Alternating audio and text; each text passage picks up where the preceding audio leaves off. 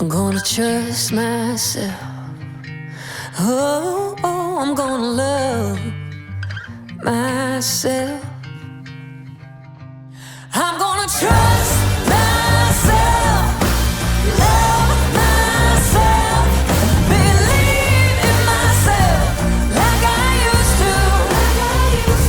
Oh. Welcome everybody to the 25-8 podcast. I'm Keith Kilgore, co-host Johnny Free today, and today our special guest is none other than WWE Superstar Monday Night Raquel Rodriguez. Raquel, thank you so much for being here. Thanks, guys. Thanks for having me. Forgot to say, four-time women's tag team champion, the greatest of all time, Keith. Come on, we talked about this. We were going to get into that, so I was going to say, hey, the greatest of all time tag team champ, an individual all-time record as well, 5-time individual for you, 4-time with Liv. Yeah. And so what we do want to talk about today, to begin with, we would like to talk about, you growing up in Texas, second-generation wrestler. So tell us, just growing up in Texas, you went and played basketball. Yeah. High school basketball, and then into college at Texas A&M Kingsville, and then transferred to Sam.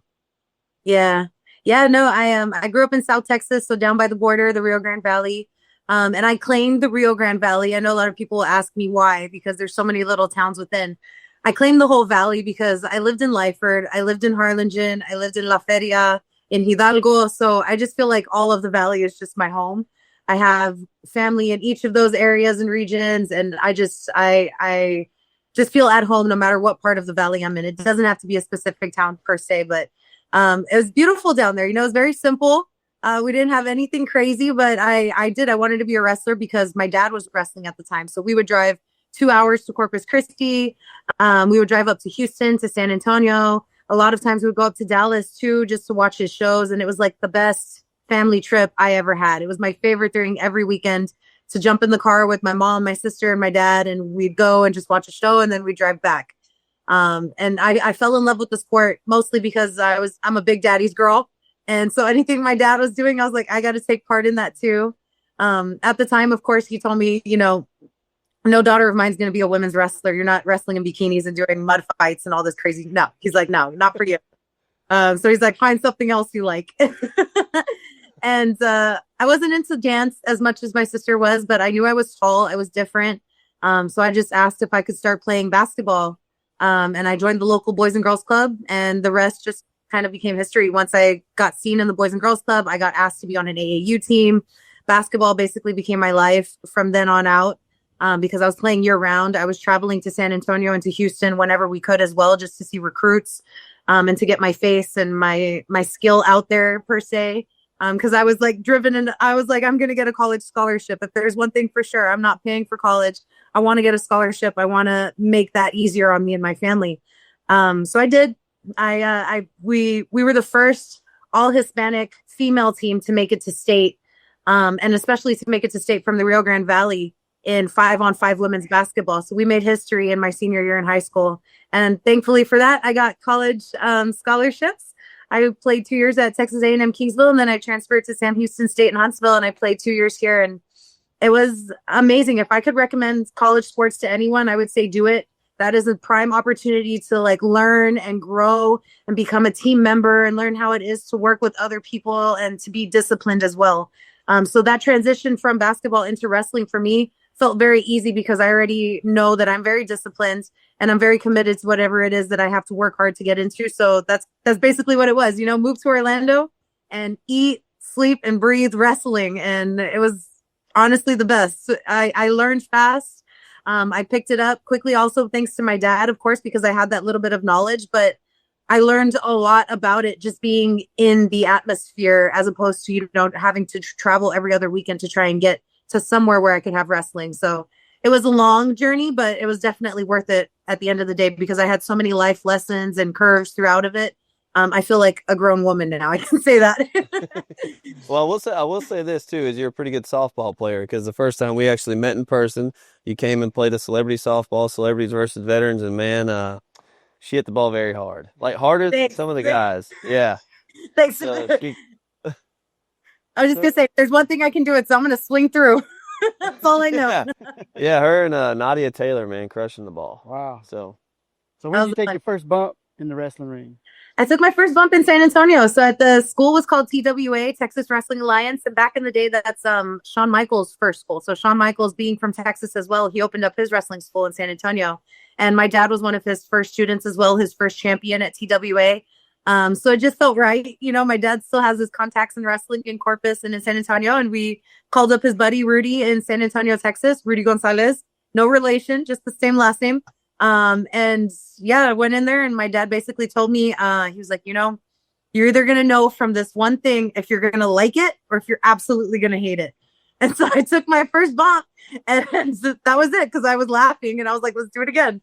It was infectious to me. I just wanted more. I was like instantly hungry to just do that every chance I got.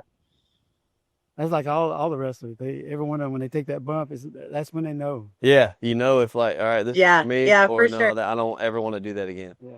But Have you taken one, I, Keith? Have you taken a no, bump? I want to. So Yeah, somebody man, asked me last night. I said, Harold, like, what's it like? And a buddy of mine was like, man, you got to do it. He said, if you hit the ropes, even if you do it right, it'll leave bruises. So I want to try. Yeah, it does. I got to find Yep. a wrestling ring somewhere, and I got to do it. I want to. We're gonna find one just to record this. Okay, yeah. I mean, I'll do it. You can throw me off, whatever. I trust. Yeah. You, so, yeah. And we'll record the next day or maybe 2 days later too, just to see how deep those bruises are because you do get bruises.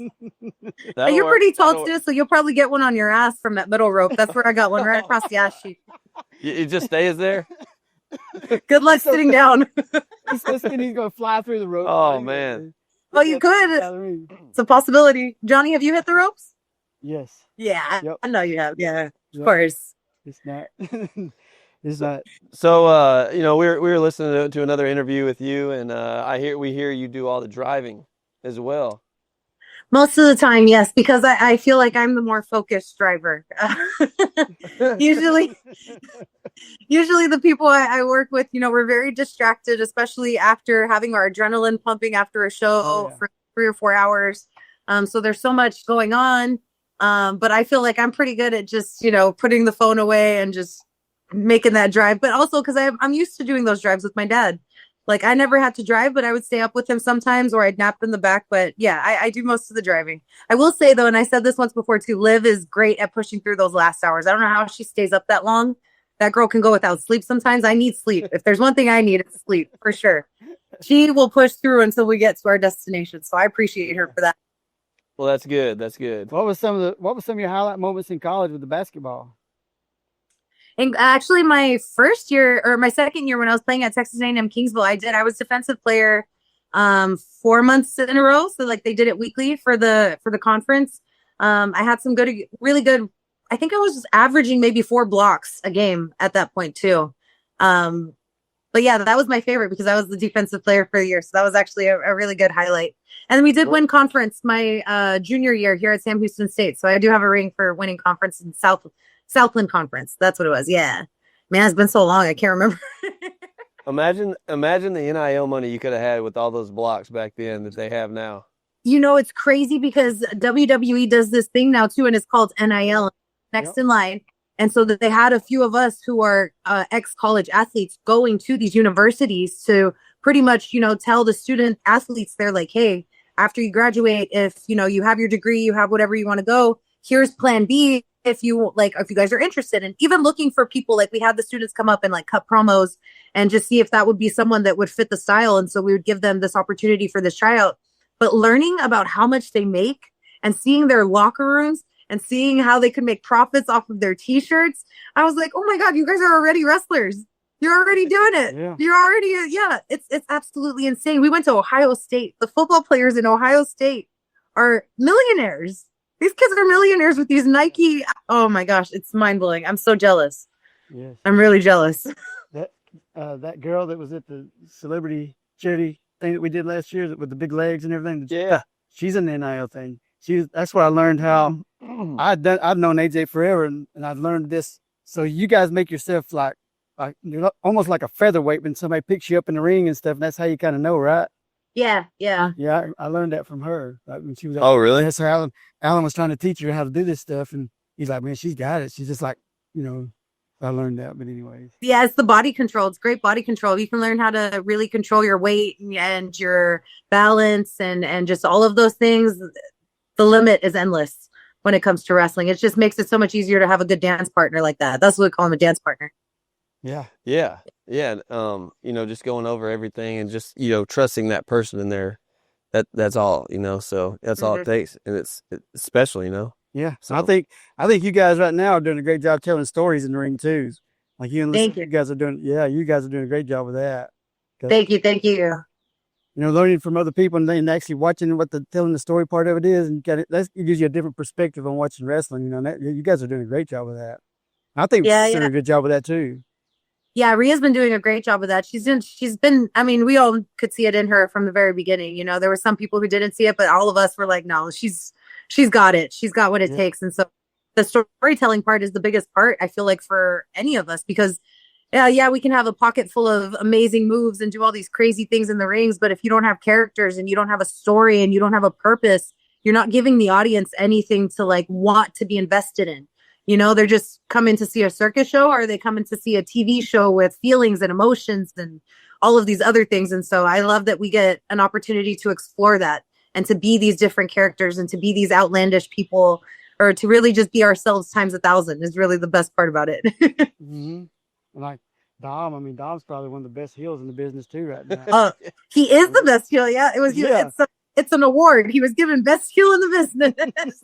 yeah, I've never heard a crowd. I've been to, grateful to be at a few events, and I've never heard a crowd boo as loud when he talks. I mean, I don't know how he continues to talk, but Well, the Miz used to have it too. But Yeah, Dom's then took over that. yeah. Yeah, for sure. I mean, and it's hard now too, because like when he won the championship at WrestleMania, they cheered for him. So it was like, oh my God, like the crowd just loves to hate him. Like really deep down, they love him so much that they just want to boo him, because that's Dom. He just has that face and that look that just makes you like, oh, I want to punch that kid. Yeah. So do you got any siblings? I do. I have an older sister. Yeah.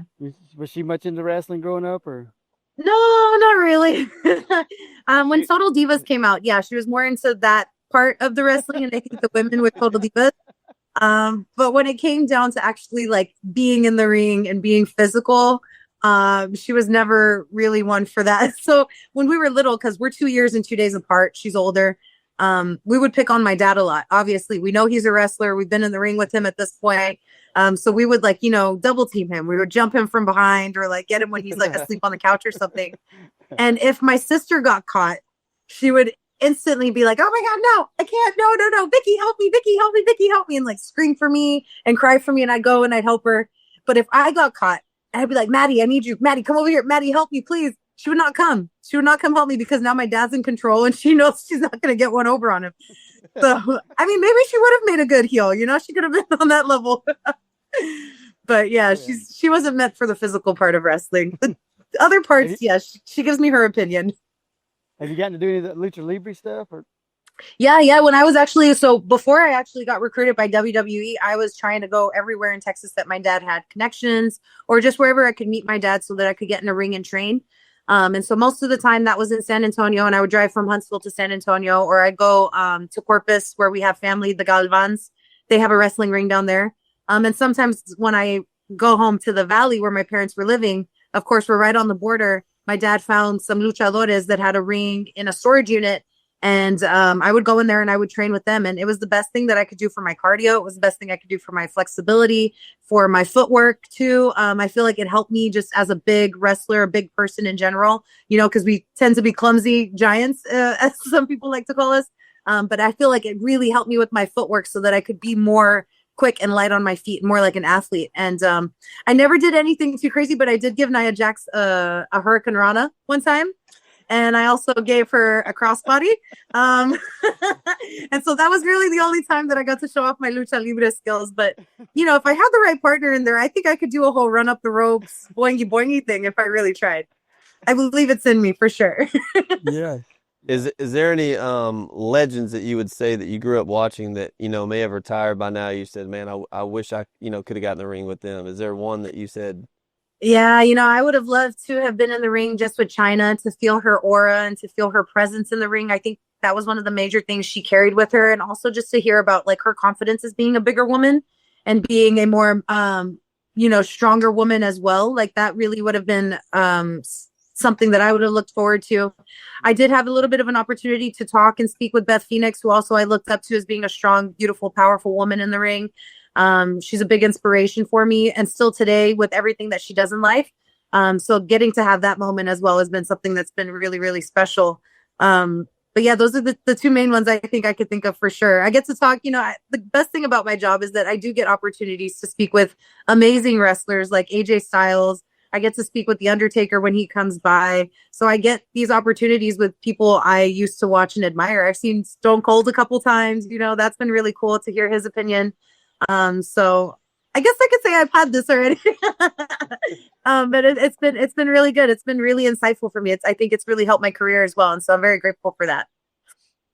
Yeah, that's good. Good. Yeah, I mean, I remember talking to Stone Cold one night. He was telling me he remembers wrestling, 2 or 3 times a day, and he'd go and he'd get body slammed at a car dealership or whatever, and then go down the road 4 or 5 hours and get suplexed in the grocery store, make $50, $75 and just keep going down. I mean, the travel schedule is insane. It's insane. So, yeah, it's like, sorry.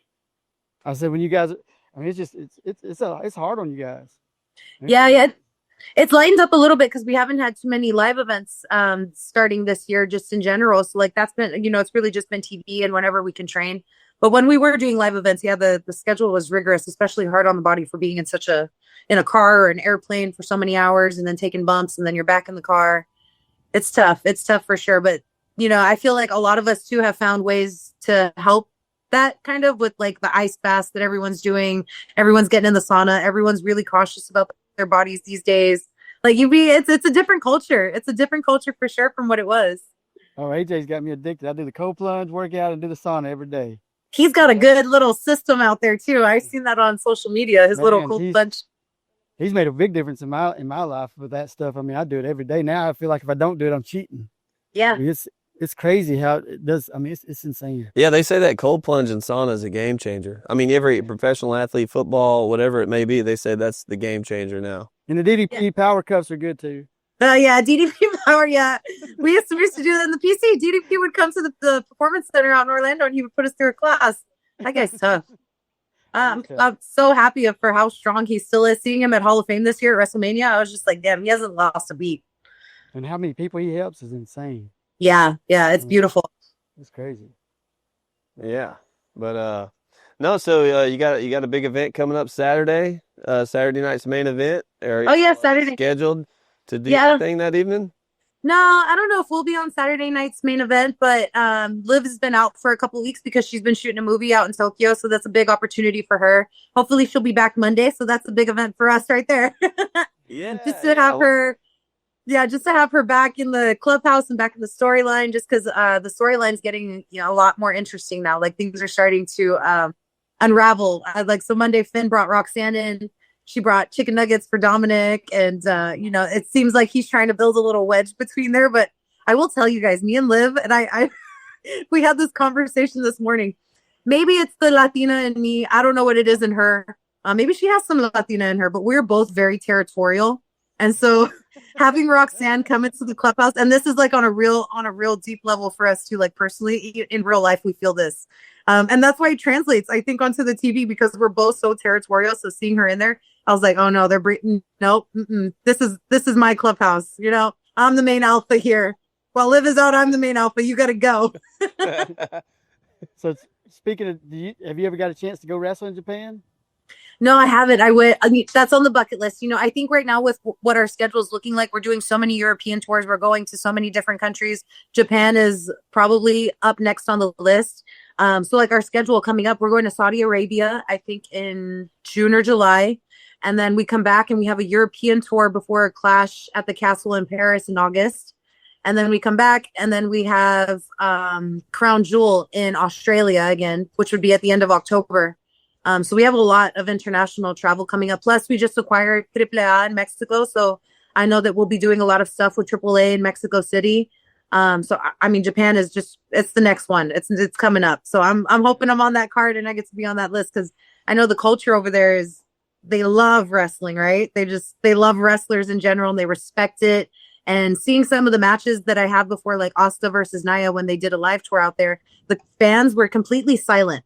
There was no phones up. They were silent. They were admiring the work that these two women were doing. And I think that's what was beautiful about it, is experiencing that other culture. Oh yeah. Yeah, I will say this too, is it's cool because these premium live events, pay-per-views, they were always in America for the most part, and then now they're showing, other countries. They're doing them. I think that's awesome. Oh yeah. I think Yeah, that's really cool. It's a great opportunity for us too, because I had 3 weeks in Europe this year, and I was like, wow, I never in my life thought I would be, for work 3 weeks just hanging out in Europe, because I'm on all the shows and getting to see these beautiful countries and try these different foods. And I was very, very blessed to have that opportunity and to be there with WWE. I saw you holding up the Leaning Tower of Pisa. Yeah. Yeah. And then, so is there a hidden gem over there that you found that you're like, oh, this food, I'm definitely coming back here? Is there? We found people. We found a really nice, I don't have the name, but I can look it up, but a really nice villa in Tuscany, Italy, that we stayed at for like the 2 days we were off. And it was like a health and wellness villa too, because they had a sauna room and they had like a whole massage area. Their gym was absolutely beautiful. It wasn't crazy big or had crazy equipment, but it had 360 views of the vineyards and the hills. So you were just literally working out in the middle of a vineyard. I was like, oh my God, one day is not enough here because we have to drive back. And I was like, I need more. That for sure was the best. And the food was excellent. It was also a winery. I mean, obviously they had vineyards. They had their own wine. The food was absolutely delicious, like completely different from Italian food that we have here in America. Well, I got to tell you something I'm very impressed with. So going to quite a few wrestling things and then growing up and watching it as a kid, around with all the big guys and everything, the women are killing it right now. I mean, when you go to a wrestling match, they are bringing it. Like I was telling Alan the other day, I was like, man, these girls are like kicking y'all's butt. I mean, they're making you guys look like y'all need to step up your game, because you guys are just boom, boom all over the ring. Your ring presence is just on spot most of the time, Thanks. Yeah, I mean, it's crazy. I mean, Yeah. you guys are just moving. Yeah. Yeah, So I think. Sorry? I'm sorry. No, go ahead. No, I was just going to say that I think with like the women's evolution movement, the women just got hungrier. We just got hungrier. And then, of course, with the search for talent of females coming from different backgrounds, different sports, it really made even the women who are already in wrestling want to step up their game even more. So like we've been hungry for years, wanting more time on TV, and getting that platform with Women's Evolution just set us off. So thank you. I feel like we're like it was like a ticking time bomb for us. Yeah, it is. I mean, Yep. No, it's awesome to see. It is. So for the people that might not know a lot about you, if we were to get in your vehicle right now and go on a road trip down the road from one town to another, what kind of music are you listening to while you're driving? I like it all, so I like Tejano music. I like country music. So Tejano music is just country music in Spanish. I like I like reggaeton too. But I usually listen to reggaeton when I'm in the gym just because it's a little bit more upbeat. I listen to a lot of high energy music that has high frequency in it subliminally. So it just kind of like helps with like healing and mental clearing and stuff like that. And you wouldn't even know about it. You just kind of feel it because it's just high vibrational music that just makes you like happy and peaceful at the same time. And then because of Liv, I listen to like a lot of rap, a lot of, music that comes out of New York. And so it's a big mix, honestly. I can play anything. We can play anything. Yeah. At all. So how often is the belt going off at the TSA when you're going through the? Because every time. I've heard. And they got to take it out every time. Honestly, you like holding this is a privilege. It is, but when you're traveling every weekend, it's also like, oh, every TSA agent knows what it is. They just want to see it. They want to open your suitcase and they want to see it. Yeah, I've heard stories where like the TSA guys are getting there. Can I take a picture with it or whatever? He's like, man, come on, I got. Yeah, I gotta go. Yeah, So one guy was nice enough to be like, you got tire parts in your car, in your suitcase? I was like, tire parts? And he goes, yeah, it looks like tire parts. And he didn't even open my suitcase. He was like, you just go. I said, okay, thanks. I'll take my tire parts then. So the airport that you fly out of, I'm sure you're there every week, and I'm not Yeah. gonna put that on TV so no one figures it out. But will you go through the same gate and they kind of know like, okay, you can go ahead, like we're not gonna make you take it out every time, or have you had the luck to where it's always someone different and they're like, oh, we want to see it? Yeah, honestly, not yet. So when I was living in Clearwater, because I was flying out of Tampa, yes, I had that because it was such a small airport and there's only two big gates. So like they already knew and they just be like, all right, go ahead. Now that I'm in a bigger metropolitan city that I have to fly out of, I don't per se live in the city, but I have to fly out of the city. It's a bigger airport and I feel like I see different TSA agents every time I'm there. It's only been 2 years, but there's a couple of them that'll recognize me walking by, but they're usually not my agent. So it's always different for sure. Oh yeah. Well, yeah. So we're here at St. Marlowe Country Club right outside of Atlanta, and since we're here, we have to know, what is your go-to Chick-fil-A order? I'm gonna have to say I like the nuggets. I like the little Chick-fil-A nuggets with some waffle fries and probably with some buffalo sauce and Chick-fil-A sauce. Buffalo sauce. You think, is it the grilled or the fried? Buffalo sauce is the best. I'll do grilled most of the time, but if I'm feeling froggy, I'll get them breaded. Yeah. I got a weakness for Chick-fil-A and their fried nuggets or a sandwich. Oh, I know. So my daughter, she's all into wrestling. Of course, AJ's daughter's all into wrestling. What kind of advice would you give to a 5-year-old and a 10-year-old and a 16-year-old right now that just wants to go down that path? Because it's totally different now, It is. Yeah. It's completely different. I would say don't rush it. I would tell them to enjoy this time while they're enjoying it as a child, watching and playing. I would say grow and see how you feel. If you still enjoy it that much and you still want to be a part of it, then it's something that is obviously deep within you and it's a passion and a hunger that you have.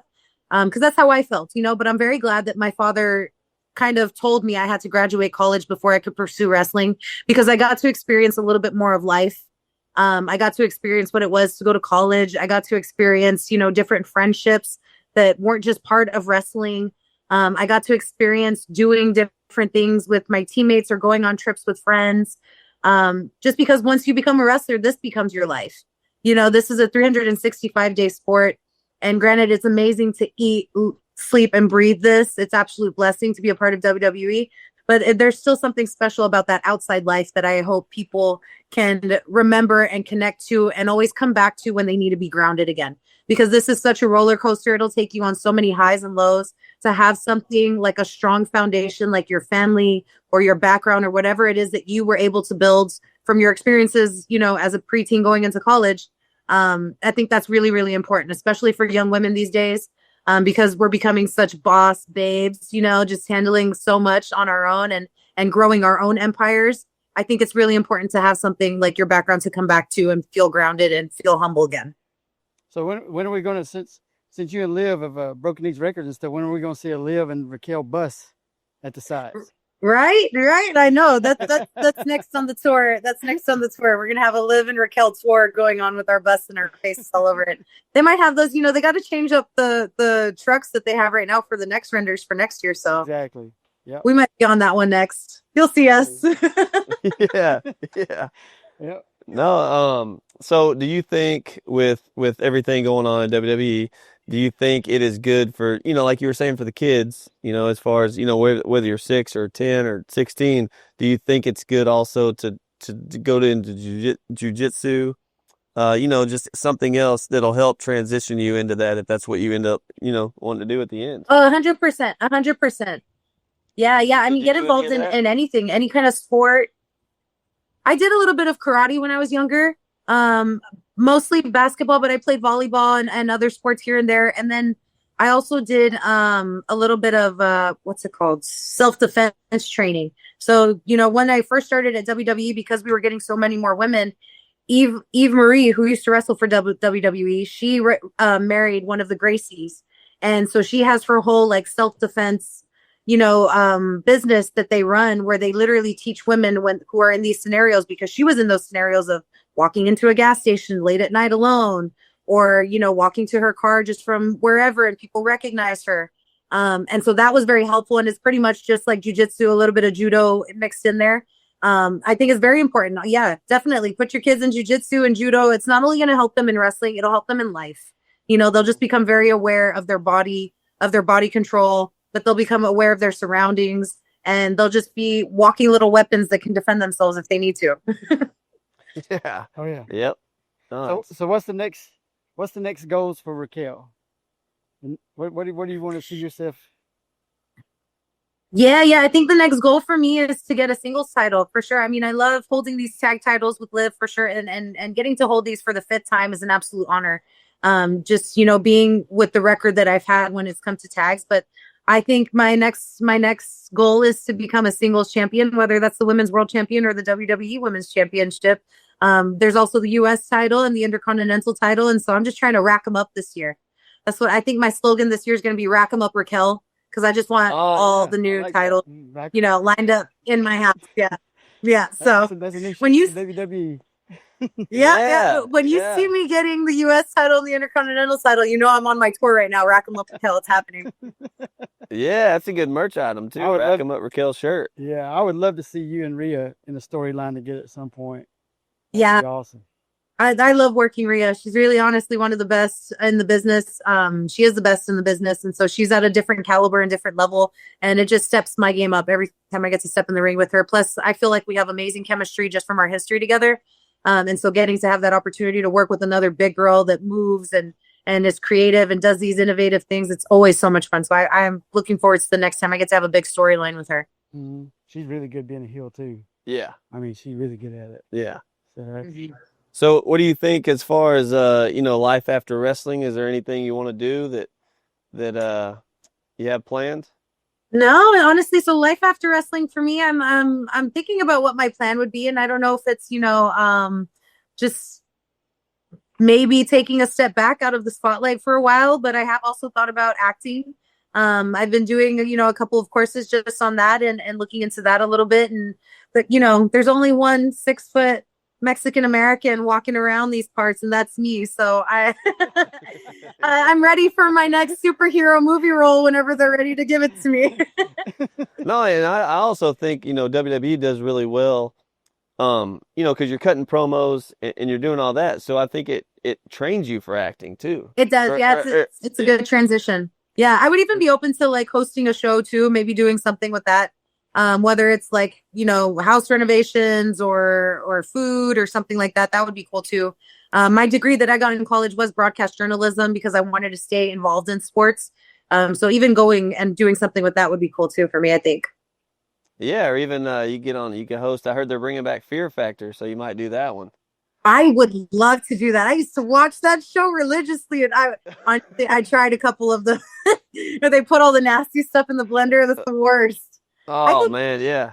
If I could close my eyes, I could really lay in like a bed with like snakes or cockroaches like that. That doesn't scare me as much as the consuming whatever it is they put in that blender. Yeah. Yeah, I don't eat worms, and I think laying in scorpions would be horrible. Oh my God. Yeah. So, yeah. I mean, they have doctors on site, right? Like they have to have doctors there to help you if you get stung, right? So like you're not going to die. That's true. And I don't think they'd make you do anything to where they would have a lawsuit. Yeah. Do you need since you're 6 foot, do you need a 6'8" midget to be your manager at some point? Yeah, I do. Yeah, Johnny always tells no everybody one send it my 6'8". way. I'd walk around with a little stick or whatever. I'd be like, woo. Yeah. We can make that work. You got anything else? I got plenty to talk about. I don't never shut up. I'm trying to let you get some. Nah, I've like I say, I know you have a busy week this week, and we appreciate you taking the time, coming on the show, and you got to leave soon, and you got parties and graduations to get to, so. Yep, it's graduation season. My niece is graduating from pre-K. Oh, that's exciting. That's tomorrow, right? Tomorrow, yes. She's going to be a graduate. We're so happy for her. So I got a niece and a nephew, and my nephew's only one, and he's already probably going to be the biggest boss around here. For sure, he'll be a wrestler. I don't see my niece doing it. She's a gymnast, and she likes, being very girly, and she likes singing, actually. So Keith was nice enough to get us tickets to Reba, and it was like her dream come true. She saw Reba. It's like, Mommy, she's so beautiful. Like, she loves Reba. Dressed up as Reba for school the next day because that was career day, and she wanted to dress up as who she wanted to be when she grows up. It's Reba. Oh, yeah. Well, there's not any much better than Reba. Like that. There's really she's not. iconic. So the show was good. The rodeo was good. Everything. Yes, it was awesome. Thank you. That was fun. No, you're welcome. Anytime. I will say this. I enjoy the Houston rodeo, and I love the way they do it, and I love how they bring it out. And the entertainer that night do it for 20 straight nights, and the entertainer gets an hour, and I think it's an hour is great because you've watched 2.5 hours of rodeo, and then you get to hear all the hits of the singer you want to see that night. So Yeah. I always thought that's super cool. And I'm guessing she probably played Fancy. Was that her favorite song that night? Yep. Yeah. Fancy is her favorite song. Yep. I personally have to say thank you. You and Liv were above good to my daughter. And I mean, it made her night that day. So I mean, I was showing Barbecue the pictures you guys took with her and spent the time with her, and that meant a lot to me. So Oh. she still talks about that. And she just But turned 13 years old and she still talks about it. I mean, Yeah, honestly, it's something special for us too especially when we get to meet little girls, that look up to us and idolize us. It puts it back into our perspective of how big of an impact we actually have on the youth that are happening right now. So it's really special for us when we get to make those kinds of memories. I know how special it was for me when I was little. So thank you for saying that. Tell her we said hi. I personally wanted to thank you for that because that was a good deal. Well, Raquel, we appreciate your time, and I hope you have a great week. Y'all make sure and tune in to Monday Night Raquel. I don't call it Monday Night Raw because Raquel's a friend of mine. I call it Monday Night Raquel. Right. Keep them. Y'all keep up with her social media, Raquel WWE on Instagram. Twitter, you on that? Or X? I don't know what it's called. Oh, sorry. What was that? Do you have the Twitter or X as well? Yeah, it's Raquel WWE. It's the same. Okay, same. Okay. Well, we appreciate your time and thank you for coming on tonight. I hope you have a great week and a safe travel. And you have been watching the 25-8 podcast. Johnny Free, myself, Keith Kilgore, and our guest, 5-time women's tag team champ, the greatest tag team of all time. Thank you, Raquel Rodriguez from WWE. I'm gonna trust myself. Oh, I'm gonna love myself.